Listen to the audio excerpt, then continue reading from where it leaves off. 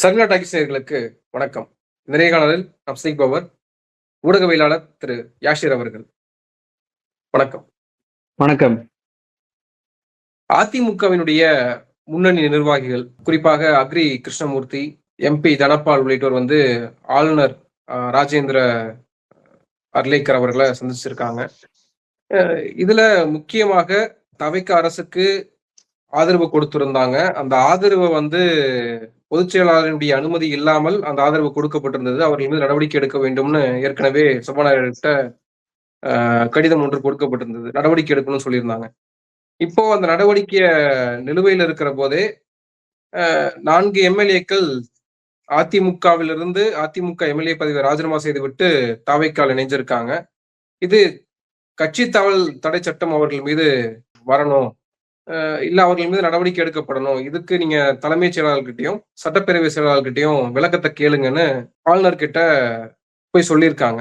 இதை நம்ம எப்படி பார்க்கிறது? ஆளுநர் என்ன நடவடிக்கை எடுப்பார்னு நினைக்கிறீங்க? ஆளுநரை பொறுத்த வரைக்கும் அவரால் விளக்கம் என்பது கேட்க முடியும். ஆனா அவரால் இறுதி முடிவு என்பது எடுக்க முடியுமா அப்படின்னு சொல்லி கேட்டா கண்டிப்பாக முடியாது. உச்சநீதிமன்றத்துல தான் இதற்கு தீர்வு காண முடியும், அல்லது சபாநாயகர் தான் அதுல முடிவெடுக்க வேண்டிய இடத்தில் இருப்பவர். சபாநாயகரை பொறுத்த வரைக்கும் அவர்கிட்ட அந்த 25 எம்எல்ஏக்கள்ல 4 பேர் தாவேகா பக்கம் போயிட்டாங்க. மீதி பேர் எடப்பாடி பழனிசாமி கிட்ட போயிட்டாங்க. 2 பேர் மட்டும் நடுநிலை வைக்கிறாங்க. இதுல எடப்பாடி தரப்புக்கு போன அந்த எம்எல்ஏக்கள் அனைவருமே கட்சி தாவல் குறித்து புகார் கொடுத்ததை நாங்க வாபஸ் வாங்கிக்கிறோம், நாங்க எங்களுடைய கொறடாவை மீறி வாக்களித்ததற்கு மன்னிப்பு கோருகிறோம் அப்படின்ற கடிதங்கள் கொடுத்துட்டாங்க. எடப்பாடி தரப்பும் எங்களுடைய கட்சியை மீறி விஜய்க்கு ஆதரவு அளிச்ச இவங்க மீது நடவடிக்கை எடுக்கணும் அப்படின்ற அந்த புகாரை நாங்க வாபஸ் வாங்கிக்கிறோம் அப்படின்னு சொல்லிட்டு மனுவை கொடுத்துட்டாங்க. ஆனாலும் இந்த விவகாரத்தில் சபாநாயகர் எந்த முடிவும் எடுக்காம இருக்கிறார். நாளைக்கு எடுக்கிறேன் அப்படின்னு சொல்றாரே தவிர இதுவரைக்கும் எந்த முடிவையும் அவர் எடுத்ததாக தெரியவே இல்லை. அப்ப இந்த கள்ள மௌனத்திற்கு பின்னணியில் இருப்பது என்ன அப்படின்ற $1 கேள்வி வருது. இந்த ஆட்சியை பொறுத்த வரைக்கும் ஆளுநர்கிட்ட அதிமுகவினர் போய் மனு கொடுக்குறாங்க அப்படின்னா அவ்வளவு மோசமான ஒரு நிலையில் தான் இருக்கிறது. அதிமுக பார்வையிலிருந்து பார்க்கும் போதே இந்த ஆட்சியை டிஸ்மிஸ் பண்ணணும் அப்படின்னு சொல்லி உச்ச நீதிமன்றத்துல கே ரமேஷ் என்பவர் ஒரு மனுவை போட்டிருக்கிறாரு. ட்ரஸ்ட் ஓட்டுல பணம் வாங்கியிருக்கிறாங்க, பெரும்பான்மையை நிரூபிப்பதில் மிகப்பெரிய மோசடி என்பது நடந்திருக்கு, சிபிஐ விசாரிக்க உத்தரவிடணும், அது வரைக்கும் தாவேகா ஆட்சியை டிஸ்மிஸ் பண்ணிட்டு குடியரசுத் தலைவர் ஆட்சியை அங்க அமல்படுத்தணும் அப்படின்னு சொல்லி உச்சநீதிமன்றத்தை ஒரு வழக்கு போட்டிருக்கிறாங்க. அது நிலுவையில இருக்கு. உயர்நீதிமன்றத்தை பொறுத்த வரைக்கும் இவர் குழந்தைகளை வச்சு ஓட்டு வாங்கிட்டாரு, அந்த ஓட்டுகள் எல்லாம் செல்லாது, அரசியலமைப்பு சட்டத்திற்கு எதிரான ஒரு விஷயம் அப்படின்னு சொல்லிட்டு கேஸ் போட்டிருக்கிறாங்க. அதை விசாரித்த நீதிபதிகள் எப்படி ஒரு அரசையே டிஸ்மிஸ் பண்றது, ஒரு கட்சியே டிஸ்மிஸ் பண்ணுவது அப்படின்ற கேள்விகளை கேட்டு தேர்தல் ஆணையத்துக்கிட்ட பதில் அளிக்கக்கூடிய சம்மனை கேட்டிருக்கிறாங்க. இது போக இன்னொரு புகார் என்பது 2 நாளைக்கு முன்னாடி தேர்தல் ஆணையத்துல கொடுக்கப்பட்டிருக்கு. தாவேகாவுக்கு 4 எம்எல்ஏக்கள் அதிமுக இருந்து ராஜினாமா பண்ணி வந்துட்டாங்க. இந்த ராஜினாமா பண்ணி வந்த எம்எல்ஏக்களுக்கும் பேரம் என்பது பேசப்பட்டிருக்கு. பணப்புழக்கம் என்பது நடைபெற்றிருக்கிறது. எனவே இது குறித்து சிபிஐ விசாரிக்க உத்தரவிட வேண்டும் என்று தேர்தல் ஆணையத்திட்ட ஒரு மனு என்பது கொடுக்கப்பட்டிருக்கு. இப்போ நீங்க சொன்ன அந்த 4வது விவகாரமாக தான் ஆளுநர் சந்திச்சு சிபிஐ விசாரணைக்கு உத்தரவிடணும், இதுல குதிரை பேரம் நடந்திருக்கு அப்படின்ற கோரிக்கையை கேட்டிருக்கிறாங்க. தமிழ்நாட்டுல ஒரு ஆட்சி அமைஞ்சு ஒரு 10-15 நாள்லயே இவ்வளவு தூரத்திற்கு அந்த ஆட்சியை டிஸ்மிஸ் பண்ணணும் அப்படின்னு சொல்லிட்டு இவ்வளவு மனுக்கள் உயர்நீதிமன்றமும் உச்ச நீதிமன்றமும் போயிருக்கு, தேர்தல் ஆணையத்துக்கு போயிருக்கு, ஆளுநர் போயிருக்கு அப்படின்னா அது தாவேகாவுடைய ஆட்சி மட்டும்தான். அதற்கு அவங்க தகுந்தாற் போலதான் அவங்களுடைய நடவடிக்கை என்பது இருக்கு. இதுல தாவேகா ஒரு விஷயம் சொல்றாங்க, அதாவது குதிரை பேரம் நடத்த வேண்டிய அவசியம் எங்களுக்கு என்ன ஏற்பட்டது, அவங்களா தானே வராங்க, அதிமுகவில இருந்து அவங்களா தானே ஆதரவு கொடுத்தாங்க, அவங்களா தானே தங்களுடைய பதவியை ராஜினாமா பண்ணிட்டு இணையறாங்க, இதுக்கு நாங்க எப்படி பொறுப்பேற்க முடியும் அப்படின்னு தானே கேட்கிறாங்க. ராஜினாமா என்பது இப்பதானே நடந்துச்சு. இதற்கு முன்னாடி அவங்க அத்தனை பேரும் உங்களுடைய பெரும்பான்மை நிர்வகிக்கிறதுல ஓட் பண்ணாங்களா இல்லையா உங்களுக்கு ஆதரவாக? அப்போ உங்களுக்கு ஆதரவாக ஓட் பண்ண ஒருத்தர் ராஜினாமா பண்ணிட்டு உங்க கட்சியில போய் இணைகிறாரு அப்படின்னா குதிரை பேரத்தின் அடிப்படையில் தான் அவர் இணைகிறார் அப்படின்ற கேள்வி நியாயமா இல்லையா? இப்ப குதிரை பேரம் என்பது நடக்கவே இல்லை அப்படின்னு சொல்லி தாவேகா நிரூபிக்க விரும்பினால் ஒரே ஒரு விஷயம் பண்ணலாம். இந்த இணைஞ்ச 4 பேருக்கும் திரும்ப போட்டியிட நாங்க வாய்ப்பு என்பது கொடுக்க மாட்டோம், எங்களுடைய கட்சியில இந்த தொகுதியில போட்டிட்டு தோல்வி அடைஞ்சாங்கல்ல அவங்களதான் நாங்க நிறுத்துவோம் அப்படின்னு சொல்லிட்டு வெளிப்படையாக அறிவிச்சாங்கன்னு வச்சுக்கோங்களேன். இது ஒரு நியாயமானது. ஏன்னா இவங்க பதவியை எதிர்பார்த்து குதிரை பேரம் என்பது பண்ணல. பணம் பதவி 2 விஷயத்துல குதிரை பேரம் பண்ணலாம். பணம் என்பதை வச்ச பதவியை வச்சு நீ எனக்கு ஓட்டு போடு, உனக்கு பணம் தர்றேன் அப்படின்னு சொல்லிட்டு ஒரு குதிரை பேரம். நீ பதவியை ராஜினாமா பண்ணிட்டு வா, மறுபடியும் ஏன் சின்னத்துல நிக்க வச்சு உனக்கு அதே பதவியை நான் தர்றேன் அப்படின்றதும் குதிரை பேரம் தான். பணம் மட்டும் குதிரை பேரம் என்பது கிடையாது. அப்ப இங்க பதவியை நான் உனக்கு திருப்பி தரேன், நீ வா என் கட்சியில இணைஞ்சுக்க அப்படின்னு சொல்றதும் குதிரை பேரம் தான். அந்த குதிரை பேரம் இல்லை என்பதை நிரூபிப்பதற்கு என்ன செய்யலாம்? அந்த பதவியே நான் உனக்கு தரமாட்டேன் அப்படின்னு சொன்னாங்கன்னா அதை குதிரை பேரம் இல்லை என்று சொல்லலாம். ஆனா அதை சொல்றாங்களா கேட்டா இல்ல.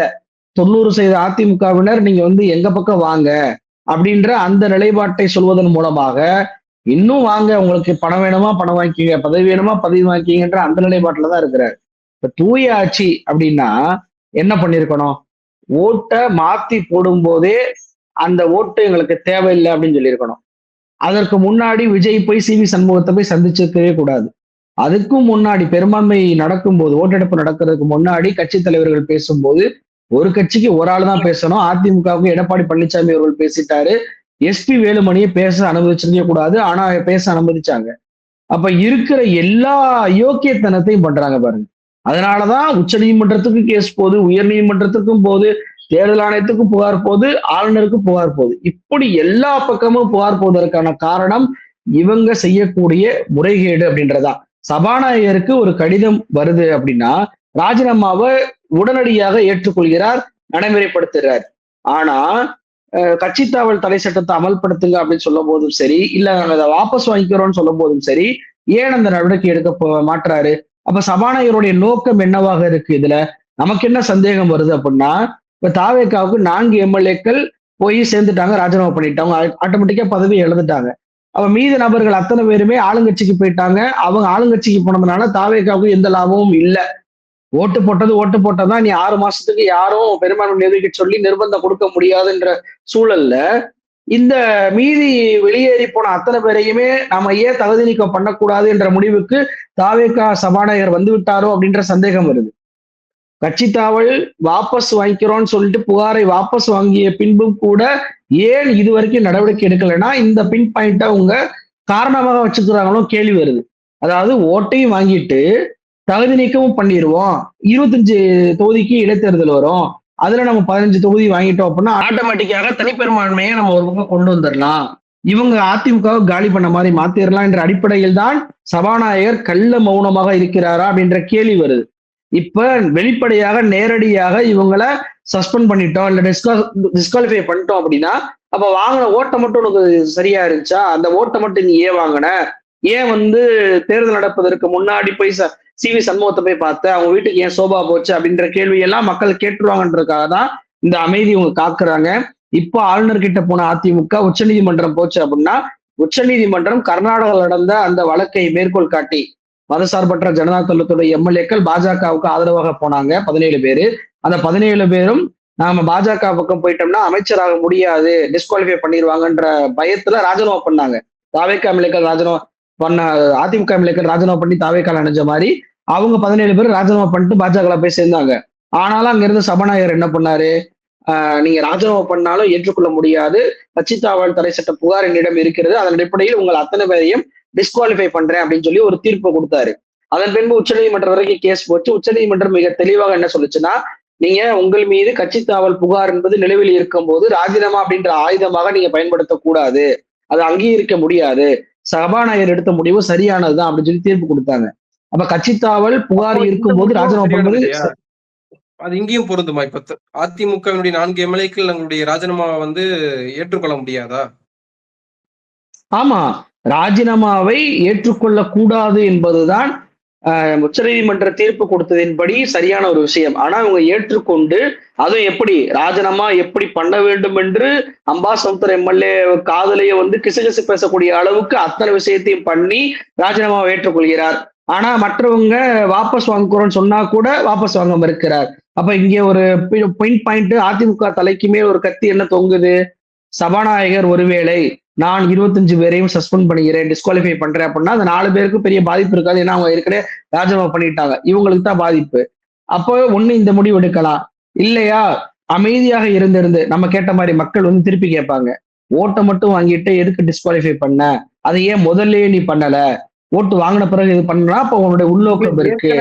இந்த திமுக கூட்டணி கட்சிகளினுடைய ஆதரவு அவங்களுக்கு இருக்கு இல்லையா? ஐயுஎம்எல்னுடைய, விசிகாவினுடைய, காங்கிரசினுடைய, இந்த ஆதரவுகள் இடதுசாரிகளுடைய ஆதரவுகள்லாம் இருக்கிறனாலதான் அவங்க வந்து ஆட்சியில் அமர்ந்திருக்கிறாங்க.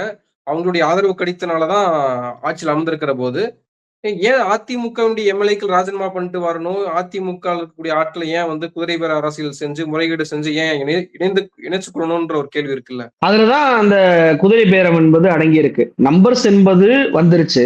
நம்பர்ஸ் வந்த பிறகு எதற்காக பெரும்பான்மையை நோக்கி அந்த எண்ணிக்கையை நம்ம வர வைக்கணும் அப்படின்னு சொல்லி நினைக்கிறாங்க அப்படின்ற கேள்வி ஏன் வருது அப்படின்னா, கம்யூனிஸ்டா இருக்கட்டும், காங்கிரஸாக இருக்கட்டும், விசிகாவா இருக்கட்டும், முஸ்லீம் லீக்கா இருக்கட்டும், மதசார்பற்ற சக்திகள் அவங்க வந்துட்டு மதசார்பற்ற ஆட்சியை நிலைநிறுத்துவதில் பங்கேற்பு என்பது செய்வாங்க. ஆனா அதிமுகவிலிருந்து வரக்கூடிய நபர்கள் தாவேக்கால இணைஞ்சிட்டாங்க அப்படின்னா, தாவேக்கா தனிப்பெரும்பான்மை அமைஞ்சிருச்சு அப்படின்னா நாம இஷ்டத்துக்கு ஆட்சி செய்யலாம், நம்மளை கண்ட்ரோல் பண்ணுவதற்கு யாரும் இருக்க மாட்டாங்கன்ற அந்த நிலைப்பாட்டுக்கு தாவேக்கா வந்துருச்சோ அப்படின்ற கேள்வி வருது. ஏன்னா விஜய் அவர்களை பொறுத்த வரைக்கும் பாஜகவை எதிர்க்க மாட்டார், வாயளவுல சொல்லிக்கிடுவாரு நான் சிறுபான்மை மக்களுக்கு காவலா இருப்பேன் அப்படின்னு சொல்லிட்டு. நேற்றைக்கு பக்ரீத் அப்ப மாடு வந்து பலி கொடுக்கணும் அப்படின்றது அவங்களோட வழிபாட்டு உரிமை. ஆனா வந்து நீதிபதிகள் இப்படி கார்த்திகை தீபத்துக்கு ஒரு நாளுக்கு முன்னாடி தீர்ப்பு கொடுத்தாங்களோ அதே போல தீர்ப்பு கொடுக்குறாங்க. அன்னைக்கு ஸ்டாலின் அவர்கள் அதை போராடி மதசார்பற்ற வழிபாட்டை உறுதி காமிச்சாரு. கார்த்திகை தீபம் எப்போ வழக்கமா ஏற்றுவாங்களோ அதே இடத்துல ஏற்றப்பட்டுச்சு. தீர்ப்பு என்பது we will face the consequences அப்படின்னு சொல்லிட்டு மிகப்பெரிய அளவுக்கு எதிர்ப்பு பண்ணி இன்று வரைக்கும் அந்த உத்தரவை அமல்படுத்தவே இல்லை அப்படின்ற நிலைப்பாட்டுக்கு அவர் வந்தாரு, கொள்கையோட செயல்பட்டாரு. விஜய் அது போன்ற செயல்பட்டாரா? அதே போன்று மாடு பலியிடுவது என்பது அந்த ஒரு நாள் தான் பலியிடுவாங்க, அது பக்ரீத்துடைய வழிபாட்டு உரிமை, அதை ஏற்றுக்கொள்ள முடியாது, நீதிமன்றப்படி தீர்ப்பு கொடுத்தாலும் அதை நான் கண்டுக்கிற மாட்டோம், கிரவுண்ட்ல யாரும் போலீஸ் எதுவும் கண்டுக்கிறாதீங்கன்ற நிலைப்பாட்டுல அவர் போனாரா அப்படின்னு சொல்லி கேட்டா இல்ல. மாடுகள் எங்கெல்லாம் இருக்கிறதோ அங்கெல்லாம் போய் மாடுகளை பறிமுதல் பண்ணி அந்த மாடுகளை வைத்திருந்த நபர்கள் மீது கேஸ போட்டு பக்ரீத் பண்டிகையை கொண்டாடக்கூடிய அளவுக்கு, விழாவை கொண்டாட முடியாத அளவுக்கு என்னென்ன செய்ய முடியுமோ அத்தனை வேளையும் விஜய் அவர்கள் கீழ் இருக்கக்கூடிய போலீஸ் நேற்றைக்கு பண்ணிச்சா இல்லையா? வந்தே மாதரம் விவகாரம், அந்த பாடலை வந்து பாடக்கூடாது, கவர்னர் விஷயத்துல வந்து அவருடைய மாளிகையில பாடுறாங்கன்னா ஓகே, கைட்லைன் படி அதை பாடலான்ட்டு விட்டு போயிடலாம். ஆனா தமிழ்நாடு அரசு விழாக்கள்ல அதை பாடுவதை அனுமதிக்க முடியாது என்று சொல்லியும் கூட தாவேகா தலைவர் விஜய் அவர்கள் பதவியேற்ற அந்த தமிழ்நாடு அரசு விழாவிலையும் வந்தே மாதரம் என்பது பாடப்பட்டுச்சு. அடுத்து நாங்க பாடமாற்றம் சொன்னவர்கள் அடுத்தடுத்து பாடினார்கள்.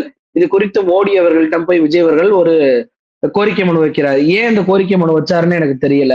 அது வெறுமென கைட்லைன் மட்டும்தான், அதை நீங்க பின்பற்றலாம், பின்பற்றாமலையும் போகலாம். உச்சநீதிமன்ற தீர்ப்பு என்ன சொல்லியிருக்கு அப்படின்னா அப்படிதான் சொல்லியிருக்கு. அப்போ கேரளாவுல இப்ப சட்டமன்றம் கூடுது. கேரளாவில் வந்தே மாதரம் பாடலுடைய 2 சரணங்கள் மட்டும் பேண்ட் வாசிக்கிறாங்க, மியூசிக் போடுறாங்க. ஆளுநர் உரை என்பது தொடங்கப்படுது. அந்த ஆளுநர் உரையை முடிச்ச போன ஆளுநர் ராஜ்பவன்ல போயிட்டு என்ன பேட்டி கொடுக்குறாரு, 6 சரணங்கள் இருக்கக்கூடிய வந்தே மாதரத்துல 2 சரணம் தான் பாடுறாங்க, இது அனுமதிக்க முடியாது, இது குறித்து நான் சபாநாயகர்கிட்ட விளக்கம் கேட்டிருக்கேன், அவங்க பதில் சொல்லியே ஆகணும் அப்படின்றாங்க. அங்க இருக்க முதலமைச்சர் என்ன சொல்றாரு, இது வந்து கட்டாயம் அல்ல, இது வந்து உச்சநீதிமன்ற தீர்ப்போ அல்லது பார்லிமெண்ட்ல இதுக்காக ஒரு சட்டமோ இயக்கியிருக்காங்களோ அப்படின்னா இல்ல, இது வெறும் உள்துறை அமைச்சத்துடைய ஒரு கைட்லைன் மட்டும்தான், 2 சரணம் மட்டும்தான் பாட முடியும் அப்படின்னு சொல்லிட்டு வெளிப்படையாக தெரிவிச்சிட்டாரு. இப்ப நம்ம தமிழ்நாடு சட்டமன்றம் கூட தான் போகுது, ஆளுநர் உரை என்பது வாசிக்க தான் போறாங்க. அப்போ தமிழ்நாட்டுடைய மரபு என்பது தமிழ்தாய் வாழ்த்துல துவங்கணும், முடியும் போது தேசிய கீதம் என்பது ஒழிக்கப்படணும் அப்படின்றதான் மரபு. ஆனா இந்த மரபை விஜய் அவர்கள் காப்பாரா? காங்கிரஸை போல வந்துட்டு 2 சரணம் பாடிட்டு எஸ்கேப் ஆவாரா? இல்ல அந்த காங்கிரஸ் முதலமைச்சரை போல துணிச்சலாக ஒரே ஆளுநர் தான். அப்ப காங்கிரஸை போல துணிச்சலாக அந்த முதலமைச்சரை போல இல்லைங்க அது வந்து பார்லிமெண்ட்ல வந்து சட்டம் ஒண்ணும் ஏற்றல, அது வெறும் வழிகாட்டுதல் நடைமுறை தான், நான் தமிழ்நாட்டுல எங்களுக்கு ஒரு மரபு இருக்கு, அந்த சட்டமன்ற மரபு படி இங்க தமிழ்தாய் வாழ்த்து தான் பாடுவோம், வாசிச்சா வாசிங்க இல்லைன்னா கிளம்புங்க. முன்னாடி முதலமைச்சராக இருந்த ஸ்டாலின் அவர்கள் எப்படி ரவியை ஓட விட்டு அவர் வாசிச்சதாக சொல்லி தீர்மானத்தை போட்டாங்களோ அதே மாதிரி நானும் ஒரு தீர்மானத்தை நான் போட்டுக்கிறேன், நீங்க கிளம்பலாம் அப்படின்னு சொல்லி அந்த முடிவை எடுப்பாரா அப்படின்னு சொல்லி கேட்டா எடுக்க மாட்டார். அப்படி எடுக்காமல் இருப்பதற்கு தான் மோடி கிட்ட போய் மனுவை கொடுக்குறாரு, ஐயா அந்த கைட்லைன் ஒண்ணு இருக்கு அதை கொஞ்சம் மாத்தி அமைங்க அப்படின்னு சொல்லி கேட்கிறாரு.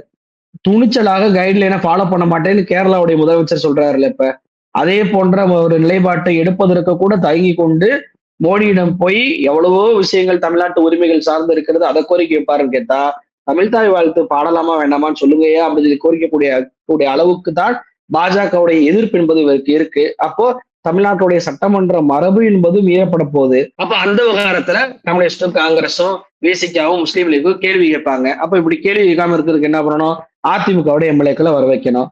அது போக இப்ப டிஜிபி விவகாரம், டிஜிபியோடைய நிரந்தர டிஜிபி நியமிக்காம ஸ்டாலின் அவர்கள் ஏன் 6 மாசம் கலந்தாழ்த்தி ஒரு பொறுப்பு டிஜிபி வச்சிருந்தாங்க அப்படின்னா, தமிழ்நாடு அரசு தன்னுடைய மாநிலத்துடைய சட்டம் ஒழுங்கை பேணி பாதுகாக்கக்கூடிய டிஜிபிய தான் நியமிக்க முடியாது. யூபிஎஸ்சி அப்படின்ற ஒரு அமைப்பு தான் அவங்க கொடுக்குற லிஸ்ட்டை வந்து நம்ம கொடுக்குற லிஸ்ட் வேணாம்னு சொல்லிட்டு அவங்க ஒரு தனியா லிஸ்ட் கொடுத்ததுனாலதான் ஸ்டாலின் அவர்கள் அதை ஏற்கவே இல்லை, பொறுப்பு டிஜிபி வச்சு நடத்தினாரு. ஆனா தாவேக்காவை பாருங்க, செவ்வாய்க்கிழமை யூபிஎஸ்சி ஒரு மீட்டிங் நடத்துறாங்க டெல்லியில. அதுல தமிழ்நாட்டுடைய தலைமைச் செயலாளர், உள்துறை செயலாளர் போய் கலந்துக்கிட்டு அவங்க கொடுக்குற லிஸ்ட்ல இருந்து ஏத்து கொண்டு வந்து அதுல இருந்து ஒரு ஆள் மகேஷ்குமார் அகர்வாலை டிஜிபியாக நியமனம் பண்ணதாக அறிவிக்கிறார் விஜய்.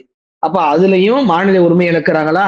தமிழ்நாட்டுடைய மெடிக்கல் சீட்டு வந்து, அதாவது தமிழ்நாட்டுல பிஜி நீட் தேர்வு நடக்கும். அதுல வந்து பாத்தீங்கன்னா இடங்களுக்கு கோட்டா சிஸ்டம் ஒண்ணு இருக்கு. ஏற்கனவே இங்க தமிழ்நாட்டுல அவங்க பணியாற்றிட்டு இருப்பாங்க. அவங்களுக்கு சில மார்க்ஸ் கொடுப்பாங்க. எவ்வளவு வருஷம் அவங்களுக்கு அனுபவம் இருக்கோ அவ்வளவு மார்க் கொடுப்பாங்க. அதன் அடிப்படையில் சூப்பர் ஸ்பெஷாலிட்டி சீட்ஸ் சொல்லுவாங்க இதுக்கு பேரு. அந்த இடஒதுக்கீடையும் உச்சநீதிமன்ற தீர்ப்பு நேற்றைக்கு வந்து ரத்து பண்ணிருக்கு. தமிழ்நாட்டுல மட்டும் இது எக்ஸப்ஷன் இருந்துச்சு, அதையும் இப்ப ரத்து பண்ணிட்டாங்க. அதுலயும் ஒழுங்கா வாதாடாம கோட்டை விட்டாங்க. அப்ப அந்த ஒரு உரிமையும் இப்ப விட்டு போச்சு. அப்போ மாடு பலியிடுவதும் போகுது, வந்தே மாதரம் பாடுவதும் போகுது, யூபிஎஸ்சி உடைய அந்த அதிகாரமும் அதுலயும் நம்மளுடைய உரிமை பறிபோறது, சூப்பர் ஸ்பெஷாலிட்டி சீட்ஸும் அந்ததும் நம்ம கிட்ட வந்து பறிபோகுது. தொடர்ச்சியாக உரிமைகள் பறிபோய் கொண்டே போகுது விஜயோடைய ஆட்சியில. வெறும் 15 நாள்ல இவ்வளவு உரிமைகளை நம்ம இழந்திருக்கோம். அப்ப இதையெல்லாம் கண்டிப்பாக தட்டி கேட்பாங்க கம்யூனிஸ்டும், காங்கிரஸும், விசிகாவும், முஸ்லீம் லீக்கும். அப்ப இவங்க தட்டி கேட்டு நம்ம ஆட்சி நடத்த முடியாது, கேரளாவுடைய முதலமைச்சர் மாதிரி நம்ம வெளிப்படையாக பேச முடியாது அப்படின்ற காரணத்தினாலதான் விஜய் என்ன பண்றாரு, அதிமுகவுடைய அத்தனை பேர் வாங்க, வெயிட் பண்றோம், எவ்வளவு நாள் ஆனாலும் பரவாயில்ல, நான் பெரும்பான்மையை கூட்டிக்கிறேன், அப்படி வந்துட்டா பாஜக அப்படின்ற வார்த்தையை பயன்படுத்தாமலே சமரசமாக எல்லா விஷயத்திலையும் என்னால ஆட்சி செஞ்சுட்டு போயிட முடியும், இடைஞ்சல் இல்லாம என்னால் ஆட்சி செய்ய முடியும் அப்படின்ற அந்த நிலைப்பாட்டில் மட்டும்தான் விஜய் அவர்கள் பயணப்பட்டுக்கிட்டு இருக்காரு. இதுல உங்களை நம்பி வந்த கூட்டணி கட்சிகள் ஏமாந்து போயிட்டாங்க. ஏமாற்றம் என்பதை விட அவங்களுடைய பிளான்ல, அவங்க டிராப்ல இவங்க விழுந்துட்டாங்க அப்படின்றதான் நான் சொல்லக்கூடிய ஒரு பார்வை. இவங்களுக்கு தனிப்பெரும்பான்மை கிடைச்சிச்சுல, 108 சீட் கிடைச்சிச்சு. அதை வச்சு ஆளுநர்கிட்ட போய் மனு கொடுத்து இவங்க வந்து ஆட்சியை அமைச்சிருக்கலாம். ஆனால் வேணுமனே என்ன பண்றாருன்னா, காங்கிரஸ் உடைய 5 எம்எல்ஏக்களுடைய எண்ணிக்கையை சேர்த்து போய் ஆளுநர்கிட்ட கொடுக்குறாரு. அப்படி ஆளுநர்கிட்ட கொடுக்கும்போது ஆளுநர் என்ன சொல்றாரு, என்னங்க நீங்க தனிப்பெரும் கட்சியா வரலையா, கூட்டணி கட்சியா வர்றீங்களா, அப்போ இன்னும் நம்பர்ஸ் கொண்டு வாங்கன்னு சொல்லி விரட்டி விட்டாரு. அப்ப இது விரட்டி விடுறதுக்கான விஷயத்தை உருவாக்கியவரே விஜய் தான். இதுல என்ன ஒரு ஆதாரம் என்ன அப்படின்னா, உதயநிதி அவர்கள் பெரும்பான்மையை நிரூபிக்கும் போது வெளியேறோம் அப்படின்னு சொல்றாரு. வெளியேறும் போது வார்த்தை பயன்படுத்துறாரு, நாங்க வெளியேறிவிட்டால் ஆட்டோமேட்டிக்காக மொத்த சட்டமன்ற உறுப்பினர்களுடைய எண்ணிக்கை குறையும், அதுல பாதிக்கு மேல உங்களுக்கு இருந்தாவே போதும், உங்களுக்கு தனிப்பெரும்பான்மை நிரூபிச்சுட்டு போயிடலாம், எங்களுடைய ஓட்டு உங்களுக்கு பெருசா தேவையில்லை அப்படின்ற வார்த்தை பயன்படுத்துறாரு. இப்போ நான் சொல்றேன்ல, 108 இருந்தாலே போதும் விஜய்க்கு தனிப்பெரும்பான்மை நிரூபிச்சிருக்கலாம். 108 சீட்டை வச்சு அவர் ஆட்சியும் பண்ணிருக்கலாம். ஏன்னா இப்ப எடுத்த உடனே திமுக வெளியேறின மாதிரி அதிமுக வெளியேறி இருக்கும். ஏன் வெளியேறி இருக்கும்? இப்ப எதிர்த்து ஓட்டு போட்டு விஜய் தோக்கடிக்கிறீங்கன்னு வச்சுக்கோங்க, மறுபடியும் இடைத்தேர்தல் வரும், மறுபடியும் மீண்டும் ஒரு தேர்தல் வரும். அதுல ஆம் ஆத்மி எப்படி வெற்றி பெற்றுச்சோ அதே மாதிரி விஜயும் வெற்றி பெற்றுவாரு. மக்கள் தரையில வந்துட்டு இன்னொரு தேர்தலை சுமக்க வைக்க வேணாம் அப்படின்ற அடிப்படையில தான் வெளியேற்றம் என்பது பண்ணாங்க. அதிமுக வெளியேறி இருக்கும். அப்ப தாவேகா ஆட்சி 108 எம்எல்ஏக்களை வச்சு நடத்தியிருக்கலாம். ஆனால் அதை பண்ணாமல் திட்டமிட்டு திமுக கூட்டணி உடைக்க வேண்டும் என்பதற்காக தான் காங்கிரஸ் ஃபர்ஸ்ட் சேர்த்தாங்க. விசிகாவையும் கம்யூனிஸ்டையும் முஸ்லீம் லீக்கையும் திரும்ப ஆதரவு வேணாம்னு சொன்ன பிறகு திரும்ப பேசி அவங்களுக்கு அமைச்சர் பதவியை கொடுத்து இன்னைக்கு வந்துட்டு தன்னுடைய திமுக கூட்டணி உடைச்சாச்சு. நான் என்ன கேட்கிறேன்னா, ஆட்சியில் பங்கு அதிகாரத்தில் பங்கு அப்படின்ற நிலைப்பாட்டுலதான் இவர் வந்து தேர்தலை சந்திச்சாரு. இவங்களை நம்பி சேர்ந்த கட்சிகள் யாரு? முஸ்தபா தமிழ்நாடு முஸ்லீம் லீக், KM ஷரீப் ஒரு கட்சி நடத்துறாரு, ஹாரூன் ரஷீத் ஒரு கட்சி நடத்துறாரு. இவங்க எல்லாம் ஆட்சியில் பங்கு அதிகாரத்தில் பங்கு விஜய் கொடுப்பாரு என்ற நம்பி தேர்தலுக்கு முன்னாடி கூட்டணி வச்சாங்க. முஸ்தபா மட்டும்தான் ஜெயிச்சாரு. முஸ்தபாவுக்கு அமைச்சர் பதவி கொடுத்தாரா அப்படின்னு கேட்டா இல்ல. இப்ப ஆட்சியில் பங்கு அதிகாரத்தில் பங்கு என்று நம்பி வந்த ஒருவருக்கு அமைச்சர் பதவியை கொடுக்கல. ஆனா அதை ஏற்றுக்கொள்ளாம எதிரணியில் போட்டியிட்ட மற்ற திமுக கூட்டணி கட்சிகளுக்கு ஆட்சியில் பங்கு அதிகாரத்தில் பங்கு கொடுக்குறாரு. முதல் விஷயமே இங்க மாற்றா இருக்கு. அப்ப ஆட்சியில் பங்கு அதிகாரத்தில் பங்கு கொடுத்த பிறகு பாத்தீங்கன்னா மறுநாளே இவங்க எல்லாம் விசிகாவும் முஸ்லீம் லீக்கும் அமைச்சரான மறுநாளே அதிமுகல இருந்து 4 எம்எல்ஏக்கள் வழங்குறாங்க. அது வரைக்கும் என்ன பேசினாங்க, அதிமுகவுடைய CVC மோகன் தரப்பு அமைச்சராக போறாங்க அப்படின்ற செய்திகள் வந்த உடனே அதெல்லாம் நீங்க பண்ணக்கூடாது, NDA இருந்து வரக்கூடிய சக்தியில நீங்க சேர்க்கக்கூடாதுன்ற பிரஷர் கொடுத்த உடனேயே வேற வழி இல்லாம தாவேகாவில் இருக்கக்கூடிய மற்றவர்களுக்கு அமைச்சர் பதவியும், விசிகாவுக்கும் கம்யூனிஸ்ட் முஸ்லீம் லீக்குக்கும் தனியாக ஒரு நாள்லயும் இவங்க அமைச்சர் பதவியும் கொடுத்தாங்க.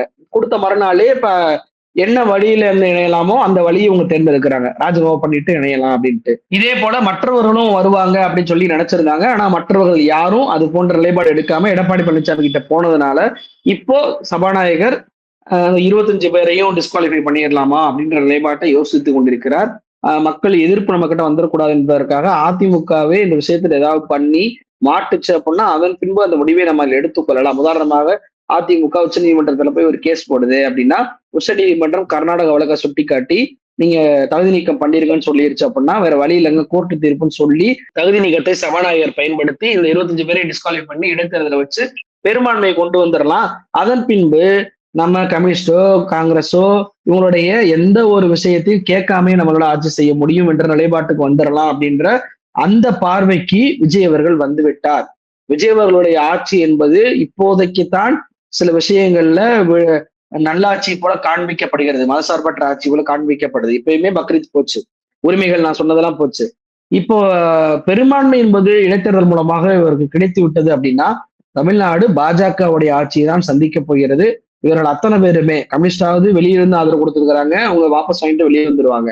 ஆனா அமைச்சராக பொறுப்பேற்றிருக்க விசிகாவும் முஸ்லீம் லீக்கும் வர முடியாது, காங்கிரஸும் வர முடியாது. உள்ளே இருந்தே அவங்க தங்களுடைய கொள்கையை நீர்த்து போச்சு ஒண்ணுமில்லாம போன கட்சியாக மாறிடுவாங்க. 2029 வரைக்கும் இப்படிதான் அவங்க பண்ண போறாங்க. இதுதான் நடக்க போகுது அப்படின்றதான் என்னுடைய பார்வை. ஆனா இதுல இடைப்பட்ட விஷயத்துல டெல்லி பயணத்தின் போது ராகுல் காந்தி சோனியா காந்தியை சந்திக்கிறதாக இருந்தது. ஆனால் அப்படி எதுவும் செய்திகள்லாம் வரல. பிரவீன் சக்கரவர்த்தி சொன்னாரு, அதெல்லாம் வந்து ஊடகங்கள் வாயிலாக தான் பரப்பப்பட்டுச்சே தவிர நாங்க எதுவும் சொல்லவே இல்லையே அப்படின்னு அவர் சொன்னாரு. ஏன் இன்னொரு பக்கம் டெல்லியில இருந்து ரிப்போர்ட்டர் நம்ம அவங்க சோர்ஸ்ல இருந்து சொல்றாங்க, ராகுல் காந்தி வந்து விஜயின் மீது கோபத்துல இருக்காரு, காங்கிரஸ் தலைமை வந்து கோபத்துல இருக்கு விஜயின் மீது. ஏன்னா இந்த அதிமுகவினுடைய நடவடிக்கைகள் அதிமுகவுடைய எம்எல்ஏக்கள் வந்து இணையிற போது அதை ஏற்றுக்கொள்கிறது அப்படின்றதெல்லாம் பார்க்கிற போது ஏதோ தப்பான பாதையில போகிறார்களோ அப்படின்ற கேள்வி முன்வைக்கப்படுது. நீங்க எப்படி அதை பார்க்கறீங்க? ராகுல் காந்திய விஜய் சந்திக்க எந்த ஒரு விஷயமே ஏற்பாடு பண்ணலன்னு சொல்வது பொய். ஏன்னா ராகுல் காந்தி விஜய் சந்திக்க போவதற்காகவே 2 நாளைக்கு முன்னாடி பிரவீன் சக்கரவர்த்தி தன்னுடைய பக்கத்திலேயே லைவ் பண்ணியிருக்கிறாரு. இவர் வந்து டெல்லிக்கு புறப்பட்டு போற மாதிரி ஏற்பாடுகள்லாம் நான் பண்ண போறேன், விஜயும் ராகுல் காந்தி சந்திக்கிறதுக்கான ஏற்பாடு பண்ண போறேன் அப்படின்னு சொல்லிட்டு தன்னுடைய பதிவிலேயே அவர் போட்டிருக்கிறாரு ஃபேஸ்புக்ல. அப்படின்ற அடிப்படையில் இந்த ஏற்பாடு என்பது முன்னாடி செய்யப்பட்டிருக்கு. அதன் அடிப்படையில தான் டெல்லி மாநகரம் முழுக்க பேனர் என்பது வச்சிருக்கிறாங்க. பிரவீன் சக்கரவர்த்தி வச்சிருக்க மாதிரி பேனரை வந்து விஜயும் ராகுல் காந்தியும் கைகோர்த்து நிக்கிற மாதிரி பேனர்ஸ் வந்து டெல்லி ஃபுல்லா வச்சிருந்தாங்க. சந்திக்காம இருக்கக்கூடிய நபருக்கு இப்படி ஒரு பேனர் வைக்க வேண்டிய அவசியம் இல்லை இன்னொரு மாநிலத்துல போயிட்டு. அப்போ சந்திப்பு என்பது ஏற்கனவே முடிவு செய்யப்பட்ட ஒன்று. ஏன் அதை விஜய் புறக்கணிச்சாரு? இங்கதான் பாயிண்ட் என்ன வருது அப்படின்னா, நான் ஏற்கனவே சொன்னது, இங்க பிஜேபியை எதிர்த்து அரசியல் செய்யக்கூடிய அந்த வலு என்பது விஜய்க்கு கிடையாது. விஜயை பொறுத்த வரைக்கும் போய் மோடியை சந்திக்கிறாரு, 10 நிமிஷம் தான் சந்திக்கிறாரு, பேப்பரை கொடுத்துட்டு வந்துட்டாரு. அமித்ஷா சந்திக்கவே இல்லை, நிர்மலா சீதாராமனை சந்திச்சுட்டு உடனடியாக என்ன பேசணும் என்பதை கூட செய்தியாளர்களை சந்திச்சு செய்தி கொடுக்காம வெளியேறுகிறார். அப்போ ஏன் வெளியேறாரு? அவருக்கு டைம் என்பது இருக்கு, 2 நாள் ப்ரோக்ராம். அவருக்கு வந்து 10 நிமிஷம் தான் மோடி வந்து டைம் கொடுக்குறாரு. அமித்ஷாவுடைய அப்பாயின்மெண்ட் கேன்சல் ஆயிருச்சு, நிர்மலா மட்டும் தான் சந்திக்கிறாரு. அப்படின்றப்போ டைம் என்பது நிறைய இருந்தும் கூட ராகுலை அவர் சந்திக்காம போவதற்கான காரணம், ஏற்கனவே ராகுல் காந்தி காங்கிரஸை சேர்த்துக்கிட்டதுனால காங்கிரஸ் பாஜக நமக்கு சில குடைச்சல்களை கொடுத்தாங்க, அது போன்ற குடைச்சல்களை மீண்டும் நமக்கு கொடுக்க கூடாது என்பதற்காக தான் கேரளாவுல சிஎம் பதவிக்குள்ளாக்கு விஜய் போறதை தவிர்த்தாரு. இப்போ டெல்லிக்கு போயும் கூட ராகுல் காந்தியை சந்திக்காமல் போனதற்கான காரணம், பாஜகவுடைய எதிர்ப்பை நம்ம சம்பாதிச்சோம் அப்படின்னா நம்மளுடைய கொள்கையை வெளியிட வேண்டிய அவசியம் என்பது வந்துடும். அப்ப நமக்கு நெருக்கடி, இப்ப பக்ரீத் மாதிரியான பல்வேறு விஷயங்களை நெருக்கடி கொடுப்பாங்க. அப்ப நான் ஸ்டாலினை போல என்னால செயல்பட முடியாது, நான் வந்து ஒரு சாதாரண ஒரு ஆள், நான் வந்து கொள்கை கூட எனக்கு எதுவும் கிடையாது, அதை வெளிப்படுத்த வேண்டிய அவசியமும் எனக்கு கிடையாது. நான் காலையில 9 மணிக்கு அரசு அலுவலரை போல வருவேன், மதியானம் சாப்பிடுவேன், சாதாரண 4 மணி ஆனா டிஃபன் பாக்ஸ் கேரியர் எடுத்துட்டு வீட்டுக்கு போயிடுவேன், ஒரு அரசு ஊழியரை போலதான் நடந்துக்கிறேனே தவிர ஒரு சிஎம்ஐ போல கொள்கை நிலைப்பாட்டோடு என்னால பயணிக்க முடியாதுன்ற நிலைப்பாட்டுக்கு விஜய் அவர்கள் வந்துட்டாரு. அவர் தான் அவருடைய இயல்பும் கூட. அப்ப ராகுல் காந்தி மறுபடியும் சந்திச்சு பிரச்சனை வந்து வர வேண்டாம் என்ற நிலைப்பாட்டுக்கு வந்துட்டாரு. அப்ப ராகுல் காந்தி ஒரு பிரச்சனைக்குரிய ஒரு பார்வையாக அவர் பார்க்க ஆரம்பிச்சிட்டாரு. இதை காங்கிரஸுக்கு தான் நம்ம கேட்கணும். என்னன்னா, ஆளுக்கு முதல் ஆளாக போயிட்டு நீங்க தான் தாவேகாவுக்கு ஆதரவு கொடுத்தீங்க, மதசார்பற்ற சக்தி அவர் தான், மதசார்பற்ற ஆட்சி அமைப்பதற்காக நாங்க போய் ஆதரவு கொடுத்தோன்றீங்க. ராகுல் காந்தி சந்திக்க வரமாட்டாரு. உங்க ராகுல் காந்தி முதல் ஆளாக ஓடி வந்தார்ல பதவியேற்பு விழாவுக்கு, இத்தனைக்கும் பதவியேற்பு விழாவில் எந்த அமைச்சரும் ராகுல் காந்தியை மதிக்க கூட இல்லை, எந்திரிச்சு கை கொடுக்க வராரு. அப்ப கூட எந்த அமைச்சரும் ராகுல் காந்திக்கு கையும் கொடுக்கல. அந்த பதவியேற்பு விழாவுக்குள்ள பிறகு விஜய் அவர்கள் பேசுறாரு. ஒரு பேச்சுக்காவது ராகுல் காந்தி ஒரு 4 வார்த்தை பேசுங்க அப்படின்னு சொல்லி சொன்னாங்களான்னு கேட்டா அதுவும் இல்ல. அசிங்கப்பட்டு தான் ராகுல் காந்தி அனுப்பி வச்சாங்க. அப்படி இருந்தும் இவங்களுக்கு புத்தி வராம மறுபடியும் விஜய் வந்து ஒரு நல்லாட்சி செய்யக்கூடிய ஒரு நாயகராக பின்படுத்தக்கூடிய ஒரு வேலையில் இவங்க ஈடுபடுறாங்கன்னா காரணம் என்னன்னா அமைச்சர் பதவி. ஸ்டாலின் வந்து கொடுக்க மாட்டாரு. இவர் வந்து கொடுத்தா நமக்கு வந்து அமைச்சர் வந்து ஒரு சொகுசாக இருந்து கொள்ளலாம், நம்ம இஷ்டத்துக்கு நம்ம ஆடிக்கிடலான்ற நிலைப்பாட்டுக்கு வந்துட்டாங்க. அப்ப மறுபடியும் நம்ம ஏன் வெளியேறணும்? இப்ப இவங்க நிலைப்பாடு என்னவா இருக்கு அப்படின்னா, பாஜக ஒன்றிய அரசுல ராகுல் காந்திக்கு ஒரு அமைச்சர் பதவி கொடுத்தாலும் கூட இப்ப இணைஞ்சுக்குவாங்க. அந்த அளவுக்கு தான் காங்கிரஸ் உடைய கொள்கை என்பது இப்ப மாறி இருக்கு. இவ்வளவு அவமானங்கள் சந்தித்த பின்பும் கூட ஒரு உறுதியான நிலைப்பாட்டை காங்கிரஸ் எடுக்காமல் இருப்பதற்கு பின்னணியில் இந்த விஷயம்தான் இருக்கிறது. காங்கிரசுக்கு நேர்ந்த இந்த நிலைமை அடுத்து கம்யூனிஸ்டுக்கு நடக்கும். கம்யூனிஸ்டுக்கு டெல்லியில தலைவர்கள் இல்லையா? டெல்லி தலைவர்களை விஜயில போய் பார்த்திருக்கலாம்ல. ஒண்ணும் இல்ல, பக்கத்துல பினராயி விஜயன் மீது இடி ரெய்டு நடக்குது. தேவி கைது செய்யப்படுகிறார். அவரை இழுத்துட்டு போறாங்க போலீஸ். பார்ப்பதற்கே நமக்கு வந்து ரொம்ப ஒரு அதிர்ச்சியாக இருக்கு, கொந்தளிப்பு வருது. இங்க முன்னாள் முதலமைச்சர் ஸ்டாலின் அவர்கள் கண்டிக்கிறாரு. கூட்டணியில இருந்து வெளியேறிட்டாங்க, இருந்தாலும் கண்டிக்கிறாரு. விஜய் கண்டிச்சாரா? விஜய் கண்டிக்க சொல்லி சிபிஎம் உடைய மாநில செயலர் இருக்கக்கூடிய செல்வா அவர்கள் போராட்டத்துல கோரிக்கை வைக்கிறாரு. கோரிக்கை வச்சு 2 நாளாச்சு, இது வரைக்கும் கண்டிச்சாரா அப்படின்னு கேட்டா இல்ல. சாதாரண ஒன்றிய ஏஜென்சியான இடியை கூட கண்டிக்கிறதுக்கு வழி இல்லை. பினராயி விஜயன் எப்படிப்பட்ட ஒரு முதலமைச்சராக இருந்தவர், அவர் வீட்டுல இவ்வளவு அராஜகமா ரைடு பண்றாங்களே அப்படின்னு சொல்லிட்டு அமைதி காத்தவர். இப்ப கம்யூனிஸ்ட் கூட்டணியில இருக்கிறாங்க, காங்கிரஸ் கூட்டணியில இருக்கிறாங்க. காங்கிரஸ் பினராயி விஜயன் ரைட விரும்புறாங்க. பினராயி விஜயன் என்ன சொல்றாரு? ராகுல் காந்தி நடித்தது நடந்துருச்சுன்றாரு. அப்ப காங்கிரஸுக்கு ஆதரவாக இருந்து ரைட விஜய் ரசிக்கிறாரா, அல்லது காங்கிரஸ் ராகுல் காந்தி நான் சந்திக்க மாட்டேன் அப்படின்னு சொல்லிட்டு புறக்கணிச்சுட்டு வந்த விஜய் கம்யூனிஸ்டுகளையாவது கண்டிச்சிருக்கணும்ல, அதுவும் கண்டிக்கல. அவன் 2 கூட்டணி கட்சிக்குமே ஒரு நேர்மையா இல்ல பாருங்க. 2 கூட்டணி கட்சிக்குமே ஒரு நேர்மையாக இல்ல. விசிகாவுக்கும் ஒரு நேர்மையாக இருக்க மாட்டார். நல்லா பாருங்களேன், பிரச்சனைக்குரிய பதவிகளை பூரா கூட்டணி கொடுத்துட்டாரு. உயர்கல்வித்துறை அவங்க வந்து ஆளுநரோட சண்டை போட்டுக்கிட்டே இருக்கணும், அதை கூட்டணி கொடுத்துட்டாரா? அவங்க என்ன பண்ணிட்டாங்க, கொள்கை அடிப்படையில் ஏதாவது பேசணும்னு பார்த்தா நாங்க வேந்தராக ஆளுநரை ஏற்றுக்கொள்ளுன்ற அளவுக்கு காங்கிரஸ் வந்து வந்துருச்சு. அது அவ்வளவுதான். சமூக நீதித்துறைன்னு சொல்லிட்டு பட்டியல் சமூகத்துடைய அந்த ஆதி திராவிடர் துறை கொடுத்துருக்காங்க. தமிழ்நாட்டுல ஏதாவது ஜாதி கலவரம் நடந்துச்சு அப்படின்னா அந்த துறையுடைய அமைச்சரை தான் போய் பார்ப்பாரு. ஆணவ படுகொலை நடந்தாலும் அந்த துறையோட அமைச்சர் கீழே தான் வரும். அவர் தான் சந்திக்கணும் அந்த பிரச்சனையை. விஜயோட எம்எல்ஏவோ விஜயோடைய அமைச்சரோ விஜயோ பேச தேவையில்ல, அது விசிகா பாடு. அடுத்து கார்த்திகை தீபம் பிரச்சனை வருது, திருப்பரங்குன்ற பிரச்சனை மாதிரி வருது, ஏதாவது ஒன்று வருது அப்படின்னா, கலவரம் நடக்குது அப்படின்னா அதற்கு சிறுபான்மை நலத்துறை அமைச்சராக இருக்கக்கூடிய முஸ்லீம் லீக் அவர் அதை பார்த்துக்குருவாரு. அவர் தான் அதுக்கு பொறுப்பாளி. என்னுடைய அமைச்சரோ நானோ அதற்கு எந்த பதிலும் சொல்ல மாட்டோம் அப்படின்னு சொல்லிட்டு சரியாக பாஜக என்னெல்லாம் இடைஞ்சல் கொடுக்குமோ அந்த துறையை பூரா தூக்கி கொடுத்துட்டாரு கூட்டணிக்கு. இப்ப இவர் அமைதியா உட்காந்துக்கிடுவாரு. இப்ப இந்த கூட்டணி கட்சியில் எவ்வளவுதான் பிரசாரம் தாங்கும்? இவங்க ஒரு கருத்தை சொன்னாலும் கூட விஜய் அவர்கள் அதை பத்தி வாய் திறக்க மாட்டாரு. இப்ப நாளைக்கு இடி ரைடு ஒண்ணு வருது, ரைடு பண்றாங்கன்னா ஜனநாயக சக்திகள் இடி ஏன் வந்துச்சு, எப்படி வந்துச்சு அப்படின்னு சொல்லிட்டு எதிர்ப்பாங்க. விஜய் எதிர்ப்பாரா? எதிர்க்க மாட்டாரு, அமைதியா இருப்பாரு. ஆளுநர் மரபை மாத்துங்க அப்படின்னு சொல்லிட்டு வந்தே மாதரம் பாடல பாடணும்னு சொன்னாருன்னா ஜனநாயக சக்திகள் எதிர்ப்பாங்க. விஜய் எதிர்ப்பாரா? இல்ல, ரூல்ஸ் அதுதான், மோடிட்ட கோரிக்கை வச்சிருக்கேன், மோடி தான் முடிவெடுக்கணும் அப்படின்னு சொல்லிட்டு வந்தே மாதரத்தை ஒளிபரப்பிட்டு போயிடுவாரு. அப்போ இவருடைய ஆட்சி எப்படிப்பட்ட ஆட்சியாக இருக்கும் என்று கூட்டணி கட்சிகளுக்கு கொஞ்சம் கொஞ்சமாக தெரிய ஆரம்பிச்சிருக்கிறது. நம்ம டிராப்ல போய் விழுந்துட்டோம், மாட்டிக்கிட்டோம் அப்படின்ற நிலைப்பாட்டுக்கு எல்லா கூட்டணி கட்சிகளும் சில காலங்களே வந்துருவாங்க. ஆனா அதற்குள்ள அந்த கட்சிகளுடைய சிறத்தன்மையை தாவேக்க காலி பண்ணிடும் அப்படின்றத நான் பாக்குறேன். நன்றி, நிறைய விஷயங்களை பகிர்ந்திருக்கீங்க. உங்க நேரத்துக்கு மிக்க நன்றி. நன்றி.